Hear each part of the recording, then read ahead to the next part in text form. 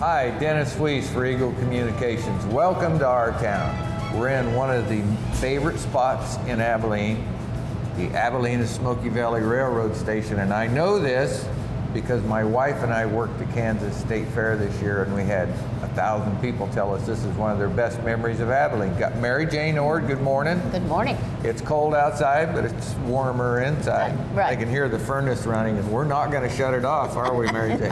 No, we're not.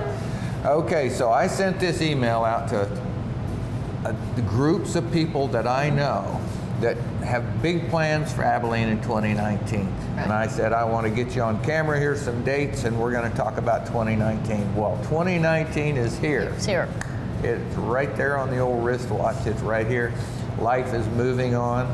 And so can I tell you the story about the State Fair? Mm-hmm. Sure can. So Elizabeth and I went down to work the Abilene booth, which was beautiful. Right on the corner, great location. Yes. Had a mural of pictures of things in Abilene, one of which was your train and the train station, and Eisenhower was there, and the old Abilene town. It was really well done. It was a beautiful booth. So we had a 12-hour schedule from 9 to 9. Some volunteers came about 6:30 and let us off early, yeah. So that was good. But anyway, we were there all day, and it was on a weekend, and so we had lots of traffic. Probably 5,000 people walked by, and we had 1,000 boomerangs to give away. Shirts that said, "Come back to Abilene" with a boomerang on it. It was a really clever idea. I think Julie Roller came up with that one. So it was a great idea. But you didn't get a boomerang without talking to Elizabeth or I. So we talked to a lot of people, and our questions were, have you ever been to Abilene? Yes, we have. Why did you go, and what do you remember? The number one and number two were Eisenhower and the train. And they remembered, and from little people to big people, they went to Eisenhower Museum with 5th or 6th grade, yeah. And they came here to ride the train. It was amazing to Elizabeth and I, because once they started to talk about it, they started telling us about the trip. So it was real to them, which is a great thing, because that's what we're there to do, right? Talk about Abilene. So I said that day, I said, you know, we need to really refocus through content here on TV and on the internet, the things that are great in Abilene, we want them to be, and your train's one of them. Good.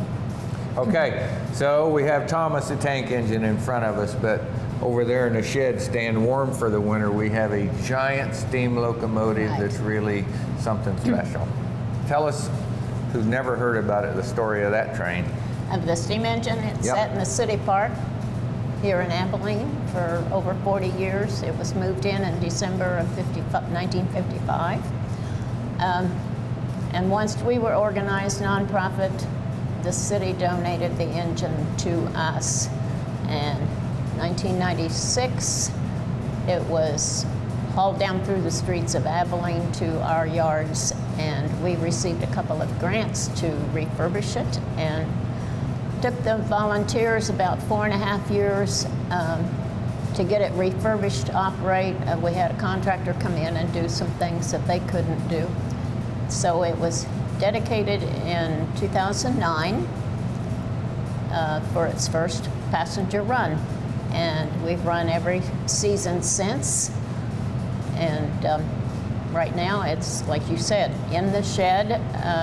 Don't know how warm it is, but they've been working on it, yeah. And taking some parts off that need repaired, etc. So to get it ready for the season.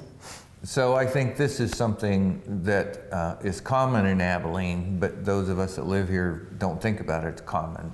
This is an extraordinary thing. Very few of those kinds of locomotives are running anywhere in the country. Right. And if they are, they're not running next to a presidential library and museum and Old Town Abilene on the other side of it, and running on your own tracks out across the river bridge, maintained by your volunteer crew. This is really an extraordinary thing in Abilene, and people obviously love it because they told us, Mary Jane, over and over and over at the State Fair. Well, our steam engine is the only one operating in a 500-mile radius, and we're standard gauge. Where you go to Colorado, there's our narrow gauge. Right. And at one, there was 50 of the 34 3,400s built at the time, and when we started running, there was only 3 operational, and I don't know whether the others are still operating or not.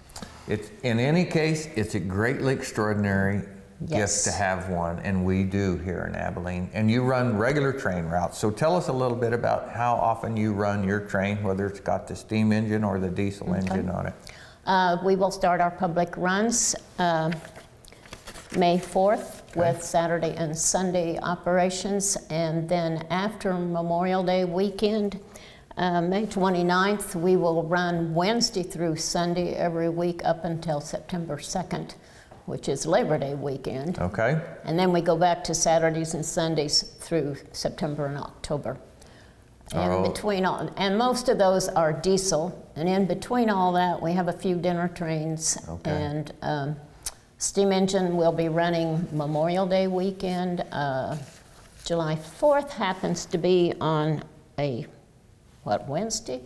So we're running, no, it's on a Thursday, I think. So we're running Thursday, Friday, Saturday of July 4th. Okay. And so those are things that people have all this time to plan a summer vacation, and we want Abilene on their list. And so the July 4th holiday, that steam train will be making runs. And the Memorial Day weekend. And Memorial Day. May 25th, 26th, and 27th. So before the cameras came on, we were just talking about all of this here while Dave was setting up, and we talked about all the other things that happen in Abilene that you happen to sit right in the middle of, really, with where your railroad building is. The old Abilene Town's here. The Presidential Museum is over there. You got Greyhound across the street. Yes, National Greyhound Museum's across the street. And the Heritage Center at the end of the block. Behind you, you're really in the middle of it all, Mary Jane. Maybe that's why they give you 00MJ for your license plate. And 00 was my husband's initials. And they made me change my license plate because they said somebody else had one like it, because it was 000. Well, you got Mary Jane on there now. Yeah, so we're now good I do. Go. So we're good, but yes. So, but you know, we had, in the last 2 years, in this block, I know Eisenhower's numbers, about 186,000 people. I know 2 years ago, the festival we had here was about 10,000 people. Right. Last year was 5,000, 7,500 people, somewhere around there. But a lot of people have been on this geography to enjoy Abilene. Right. I kind of see it as our job, you and me and the other people who are going to be in that seat, and the people who are watching us on TV. I think it's kind of our job to make them feel welcome and to be able to keep these things going. Well, we have a lot of history here in Abilene too, you know, the Chisholm Trail and Eisenhower. C.L. Brown. Yes. All of the Seeley Mansion, Terry Tejan's, all of those things that we know are here, but we just drive by them every day. Yeah. I want people, the whole series of programs that you're #1 on, we're here to remind people of these things that are special and important to the economic viability of our community, and we need their help. Right, we do. And you meet a lot of wonderful people that come in to ride the train. Yeah. So I remember somebody called me, I don't remember who, probably Joe Minnick, but anyway, somebody called and said, we're going to bring that steam engine out of the building for the first time. Would you guys like to get some footage of it? So I said, sure. So we go over there, and they have it obviously fired already, right. and they're pumping water around it. Looked like a giant sprinkler. There was just water coming out. Here's Joe Minnick running around with a you know, a pipe wrench about this long, tightening thing, and Steve Schwarting. They're all doing this, and then Joe hops up on the side of that thing, hops up on top of the engine, and is trotting along. Joe's not 28. No. Hopping along on top of that, and I looked. Of course, that was a few years ago. Yeah, but he wasn't 28 then either. No. So I looked at that mental picture, and I go, this guy loves what he is doing, and he's doing it for all of us. He loves big equipment. Yeah. And he'll tell you that. Yeah. Great things have happened here. So you, the grist mill is... The grist mill. We go right by the grist mill. We stop at Enterprise, okay. And the passengers on the train can go up and go through the replica of the 1880s Hoffman grist mill, which... It's the real thing inside of it. Yes. Yes. Joe has designed it and found all the equipment and everything. And they make flour over there. He grinds wheat Yep. and corn, and he's got seasoned flour, he's got grits, he's got, So when are we going to have a cornbread event? well, I don't know. We need to do that, Mary Jane. You whip up some cornbread, couldn't you? Oh, I love cornbread and beans. Well, they tell Joe that that's the best cornmeal they've found. Okay. So he says he can't hardly keep it in stock. That's when we're great. open. I'm going to have So- to go make sure he doesn't have any in stock pretty quick myself. Well, give him a call because he's not open through the winter time. I'll call him. I have his number. All right. So Abilene and Smoky Valley Right. Railroad.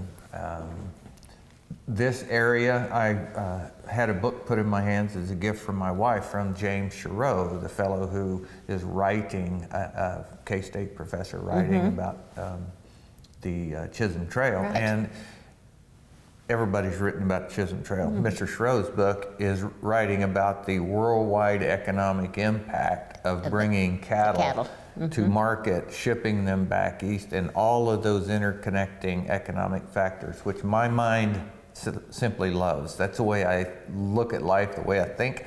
So I love it that somebody's done that research to do this. Right. You're setting on the literal engine of all that economic activity here. This is how that idea moved from Joseph McCoy's brain to the market on those tracks, in those trains. And Chisholm Trail Day, when they have the cattle, the longhorns here in town, we haul them out a couple times on the train like they did in 1867. So cool. And as we work our way through, I'll have those folks on camera too. We'll learn more about their dates and things. I don't know when they are, but I know they're going to be in 2019. They're going to be in the spring, summer, and fall. And it's we have a once this year chance to put Abilene's best foot forward. And I'm sure going to have fun watching it happen. Yeah. Maybe helping a little. And another thing I might mention, our steam engine was built in 1919. Okay. So this is the 100th birthday of our steam engine. So we're planning something. We're not sure what. It'll be sometime in June. Okay. That we're going to have something to celebrate its 100th birthday. I think that's a great idea. So what kind of birthday cake do you think you give a 100-year-old steam engine? I'm not sure. Sack of coal and barrel of water? No, we don't burn coal. I know. I woke up in the middle of the night last night thinking of it. Now, this is kind of strange. So I know that it's diesel and oil. It'll burn about any kind of heavy oil, I think, is how that actually works, used right? motor oil Used from motor anybody oil? that donates it. There's an ask. We have lots of people who change oil in the communities. Probably have a barrel of used oil they're getting picked up somewhere. And we get from the landfill because people take it out there, and so then they'll call and say they've got like 700 gallon of oil for us. There you go. Well, that's a good idea. So. But I was thinking about coal. Yeah. And I'm 61. My son asked me, so what are you going to do when you retire, Dad? And I go, I'm never going to retire. I'm going to work till I'm dead. Most likely that is the story because that's the way I'm wired. But the reality of it is there's a job I could do well that's simply not available because you guys burn oil. I shoveled coal when I was little, and I was a heck of a coal shoveler. So I thought, man, wouldn't that be cool if they really had a coal? No, it wouldn't be cool. It would be hot in there. No, I know. It's that. You talk about you have to go to a spa to get it cleansed. Try shoveling coal in a locomotive for an hour and a half. When it's 100 degrees outside and it's over that inside. Yeah, your pores with the shed. Coil. Yes. Yeah. So anyway, I don't know if there's any coal shoveling jobs available as a well, I'm sure they'd find something for you to do. That's right. Well, I'm not very good at working on equipment. I'm good with thinking about how to fix it. But if Joe would tell me what to do, I'd be all right. I don't want Steve Schwarting telling me what to do, though, because I tried that as a doctor, and some of the things he wanted me to do, I didn't want to do. Very bad. But Joe, I will take direction from Joe pretty well. So one more thing, Mary Jane, as we circle back around, then we're going to remind people of what fun they can have.